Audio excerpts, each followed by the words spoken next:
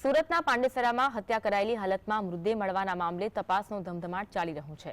ત્યારે પાંડેસરા પોલીસે ઓડિશા ખાતેથી આરોપી પતિ કૃષ્ણ સાઈની ધરપકડ કરી। મૃતક પત્ની ગાયત્રી સ્વાઈ અને આરોપી પતિ કૃષ્ણ વિરુદ્ધ વર્ષ 2017માં પાંડેસરા પોલીસ સ્ટેશનમાં હત્યાનો ગુનો દાખલ કરવામાં આવ્યો હતો, જે એક મહિલાની હત્યાના ગુનામાં જેલમાં બંધ હતા। ત્યારે મૃતક ગાયત્રી સ્વાઈ જામીન પર છૂટ્યા હતા અને ત્યારબાદ આરોપી પણ ગત 23 ડિસેમ્બરના રોજ જામીન પર બહાર આવ્યો।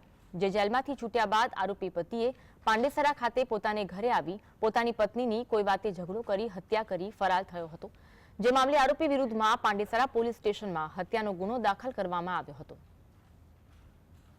આરોપી અને મરણ જનાર બંનેના વિરુદ્ધ પાંડેસરા પોલીસ સ્ટેશનમાં 2017માં મર્ડરનો ગુનો દાખલ થયેલ છે।